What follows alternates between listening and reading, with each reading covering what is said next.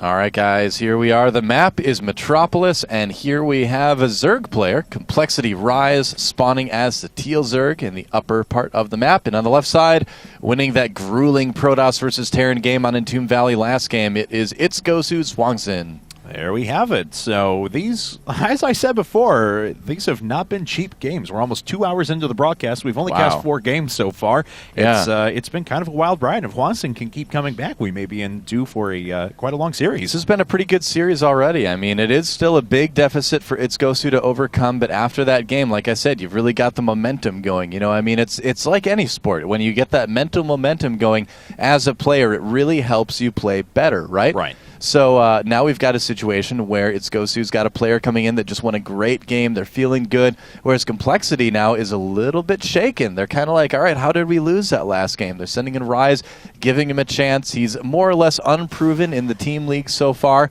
This is his turn to kind of show what he's got. He's been a mainstay of Complexity for a very long time, though. Ryze has been part of the team for what seems like forever, so this will be his moment to shine. Now, of course, Complexity still has a number of good players sitting on the sidelines, minigun for foreigners. Also, we have, of course, the 4 Korean mercenaries that we talk about quite a bit in Nada, Heart, Killer, and Ganzi. So, yep. That's right, and I would say, you know, since they only have the ability to send out potentially 3 of them left, I would say it would probably be, you know, I'm trying to figure out, you know, which one they would leave off, because they've got 3 Terrans and a Protoss. If I had to guess, I would say that's because they've thrown Hart in a ton, and he's kind of made a name for himself in MLG and stuff like that lately. And Nada's one of those kind of guys that, obviously, he's a living legend, don't get me wrong. Amazing figure in StarCraft, as we do see Nexus first now out of HwangSin. But it's just a part of me says that it's going to be the younger guys. It's going to be the, you know, Nada seems like he has a little bit more going on at times. So. Well, if they do, you know, just send out the Korean players after this, right? It would be they would either be sending in 3 Terrans or a little bit of a mix, and it kind of depends on what GoSu sends out too.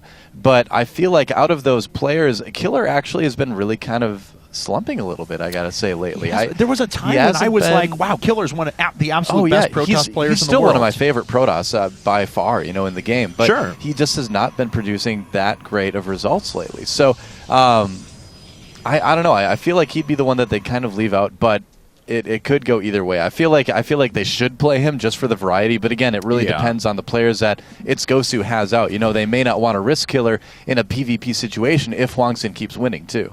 And no real surprise out of Ryze, going for 3 hatch, no gas at the moment. So it could very well go right up to that super heavy Roach Max. There's a couple of different possibilities actually on this map. Because of the fact that your third base is so fragmented, what am I trying to say here? Cut off from the rest of your hatcheries, there's a certain possibility for Protoss players, as we can see this Overlord already checking for the eventual pylons that'll hit in a few minutes, for Protoss players to drop down pylons around the outside where they're not very accessible, and put on some serious pressure onto this third base. Conversely, though, what HwangSin's doing is actually very cool. We saw him in the previous rounds against a Zerg player go for a build that I love, which is that going straight for a Robo right after your first gateway, then going ahead and popping down 3 more gateways, lots of sentries, go through the destructible debris, and work towards a well-secured third.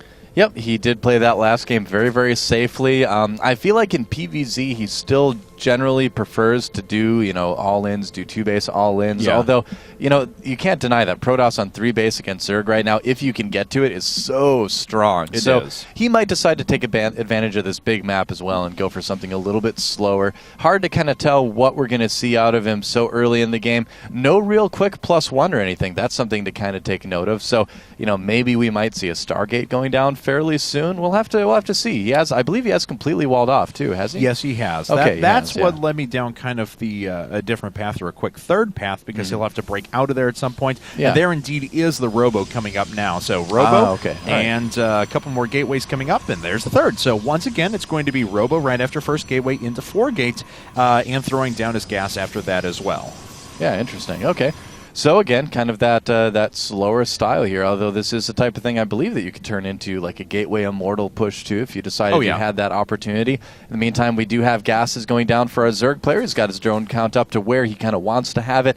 So we're probably going to see that Roach Warren, Evolution Chamber, and a Lair fairly quickly for him as well. So very standard PvZ so far out of both players at this point. Yep, all of those should hit at about the same time now for our Zerg player as on the flip side of things, HwangSin just finishing up with that Robo and those gateways, and we'll see what pops out of him in a second. And, yep, leading with a Warp Prism. Now, that's kind of a clever way to do that. Should have seen the sentries that were sitting up there, but wants to go ahead and put on pressure that way. You know, this is a great map for this sort of thing, too. And if you look, the way that Ryze has his Overlords spread out, he probably will be able to scout this, but there are kind of holes here and there that the Warp Prism could get through. And if HwangSin is able to get in there and do that, and it looks like it's going to be scouted. Oh, great timing for that Overlord. Sees the Warp Prism, and so the question is now, will Ryze respond? Did he notice it? Well, I mean, he has like 4 chances to notice it as he sees it going across the Xel'Naga Tower now, and it should cross this Overlord as well. Oh, so he can have units in time. That's also another question, as Roach Warren is not even done yet.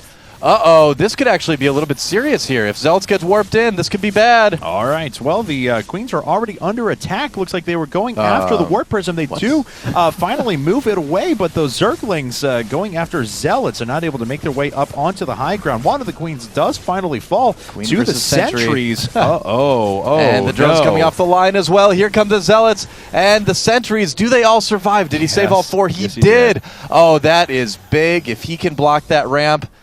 Oh, man, and he's actually going to fly away. All right. Well, he has put on some pressure, as we mentioned before. 4 Overlords coming up at the same now. 5 Overlords coming up at the same time because, unfortunately, he was supply blocked there. A few more drones are going to go down. 5 workers have been killed this entire game. The Spine Crawler is actually doing a pretty decent job at holding most of this off. Yeah, some of those Zelts were already a little bit injured. Deciding to go for the natural expansion instead, killing off the hatchery and the macro hatchery there, and potentially killing off the tech buildings as well. That would really set Ryze back, and he really does not have a lot of ways to defend this right now. No, actually taking a huge amount of economic damage. He's got a lot of roaches coming up now, but if they come out piecemeal like this, actually there was enough that came around from the 3rd that he should be able to drive away this push, and yes, it looks like HwangSin is going to try and make his way out of there. Yep, that's right. I got to say, though, HwangSin's done a decent amount of damage. He's sufficiently disrupted his opponent here, too. And he's kept his Warp Prism and his Sentries alive. That's going to be very helpful later in the game. He's getting +2 in Blink right now. And he just killed like another 6 workers, even though his Stalkers were basically forfeit. So it's not bad. As we can see, he does have a worker advantage now, starting to go through the destructible debris as he adds on a few additional gateways. And let's see, that's 4 gateways up at the front, so 7 gateways in total, and we'll still have enough for an expansion here momentarily. And a little bit more aggression here. More Zealots going in to try to focus down some more drones, and he's continuing to put the pressure on. Look at that, the Zealots killing the drones so quickly. HwangSin continuing to do some great little harassment here. 22 workers killed already. Wow, and the best part about all this for HwangSin, too, beyond killing the workers, that he's kept his Sentries alive the entire time. I'm a real Zealot, believe it. No, that's cool. I'm just overseeing the construction of this Nexus. It's okay. You know, looks like HwangSin's buying it, too. Yeah, keeping those Sentries alive is going to be so nice, because when his other push finally comes, he's going to have all the energy in the world that he wants to use. And with the reduced unit count from the Zerg player, it's going to be even easier to split up that army. Well, a few units are warping in now. Looks like Ryze moving across the map with a few roaches to put on pressure on him. Sorry, that's just not going to do a thing against 4 Immortals and that amount of Sentries. So trying to go through the front wall, but he's going to get his forces trapped if he doesn't watch out. And, lucky him, he is able to make his way out of there for now, and he absolutely has to retreat back. He can't engage with that force quite yet. Yeah, not enough roaches. There aren't any Zerglings to really help out in this case. A lot of times if you're going to do this push, you want to add Zerglings as well. He's going for the counterattack at the 3rd, but he needs to worry about this push coming across the map. That is going to be really scary with those Immortals. That's right. But, you know, HwangSin is completely committed to this. So Ryze could very well do a lot of damage here. Looks like this Nexus is going to fall. But at the same time, it does finish. So the Nexus is going to go down. But then again, so might Ryze entirely here. Oh, man. Yeah, it's going to be so difficult to hold this off. He does have Burrow, which will be very nice to kind of delay things a little bit. HwangSin, he does have an Observer there. So never mind. Burrow doesn't matter. Yep. So he will be able to pick off those roaches very quickly. Good job segmenting some of them, and they're finding out that burrow really doesn't help in this circumstance. And oh no, Ryze has to pull back with all of his forces just to be able to defend this, and I don't even know if that's going to be enough. Yeah, he's going to try to pull a bit of a flank on HwangSin, but look at that. HwangSin wedging himself in between those two buildings, making himself very, very safe in this engagement. The natural is certainly dead, and the other parts of the base of our Zerg player may be dead as well fairly soon. Here comes a flank. The force fields for HwangSin. It better be perfect. Yeah. Not good bad. job by really him good. to go ahead and continue to use this hatchery as defense for a long period of time. That actually was really, really nice unit positioning out of him as well, and he traps yet more forces, so most of those can't attack. Now finally has to make his way up the ramp, and he's continuing to decimate a good number of those roaches. The first Immortal finally goes down. Looks like a second is going to fall as well. Yeah, not the best positioning there for HwangSin, losing a few more units than he really needed to, but he's done so much damage to the Zerg player right now that it just may actually not matter. I think this army is going to get cleaned up, but HwangSin's in a great spot, although that third being taken out is pretty important. That's right, and I think he tried to didn't pick quite up get it the there. Immortal there, and it just died. Oh well. Let's see here now. So 2 base versus 2 base. Not normally a situation you see at this stage of the game. Yep. And it looks like HwangSin is going to retake his Nexus here right now. Yeah, I mean, if you think about it, HwangSin lost his third. Yeah, that's fine. And Ryze lost his natural and his macro hatch and a decent amount of drones, too. So overall, he's still even base. Look at that. 38 drones killed this game. You know, that plus the fact that our Zerg player is not ahead in bases like you want to be is going to make it difficult. Oh, this attack may have been a bit ill-advised. Yeah, he's going to pay for it with a couple roaches. That's right. So let's see here. Just one Immortal on the field right now. Yeah, that's actually it, trudging its way up. Wait, guys. Don't worry. I want to catch up. Well, HwangSin, that's a lot of Blink Stalkers, man. And he's already sitting on +2 as well, and his opponent is only producing off of 2 hatcheries now. Yeah. Normally you'd see 4 at this stage of the game. Are there any upgrades for our Zerg player quite yet? There's +1 weapons, okay. And that won't really make that big of a difference, unfortunately, for him. That's right. So this +2 weapons from HwangSin certainly just going to chew through the armored roaches. So here we go now. Those roaches getting a little bit close. They may get segmented in half. Oh, little bit slow there for HwangSin, unfortunately, with those force shields. But the second set, oh man, once again, just a little bit off, but still is able to kill a lot of roaches. And he's still going to try to come through here. Stalkers dancing wildly. That's right. And here he comes into the natural again. It just does not seem like there's a lot of units for Ryze. This is going to be so tough to hold off. GG. There it is. So HwangSin is now taking his second game in a row for its GoSu, and they're starting the comeback train.